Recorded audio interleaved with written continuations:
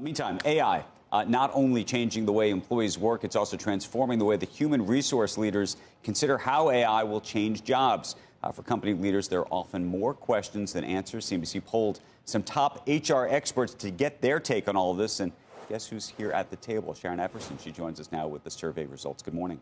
Good morning, Andrew. You know, AI, of course, is changing the way that HR leaders think about their workers. So over the past week, CNBC conducted a flash survey of about 20 senior HR leaders, all members of the CNBC Workforce Executive Council. We wanted to get their views on the impact of AI on jobs. 22% said AI is having no impact on jobs at all. By impact, we mean a significant portion of an employee's previous tasks have been automated, or the way they work on a daily basis has changed. Now, 50% of the HR leaders said fewer than half of jobs at their organizations were impacted by AI, while 17% said nearly half or more than half of jobs were impacted, and 11% said they weren't sure. As you might expect, that'll change in the next 12 months. 45% said AI will impact nearly half or more than half of all jobs in the next year. 44% said less than half of all jobs will be impacted, and 11% said none will be impacted.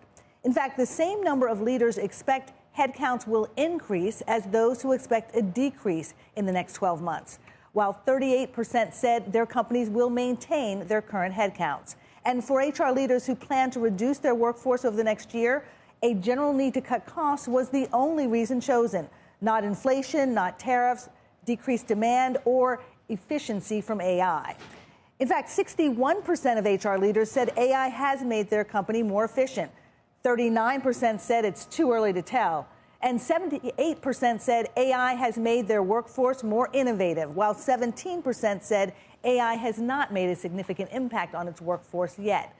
These HR leaders say learning how AI can augment human interactions is critical. It's an opportunity to accelerate the human experience, not to replace it, Andrew. I don't see how. And so just help me with this. Did the members of the CNBC workforce, this council, the executive council, offer other insights exactly about sort of how they expect AI to evolve, if you will, inside the workplace? Well, we did get some comments from some of them, and some said it's just too early to tell. Others said that you don't want to just chase an AI product without really understanding how your workforce is going to use it just because you think it's the next best thing. The other thing that they said is when they're, in terms of hiring, they're going to look at skills-based AI hiring, not the traditional degrees that people think that you need to have for certain roles. And what's going to be interesting, though, is as they're looking at this increased efficiency, how are they actually measuring that? And how are they, the time that may be saved for different jobs, how is that going to work out? I'm going to throw one last question at you, because I have children, Becky's here, we all have children at this table. Yeah. And everyone always says, well, what are you supposed to go learn in this environment? And there's some parents I know who are telling their kids, you know, don't use AI because you should be learning how to write and do math and all the things. I have sort of come around to the view that actually you want your kids to be, you know, super native AI ninjas, if you will, because that is going to, being a great prompter could ultimately be the skill.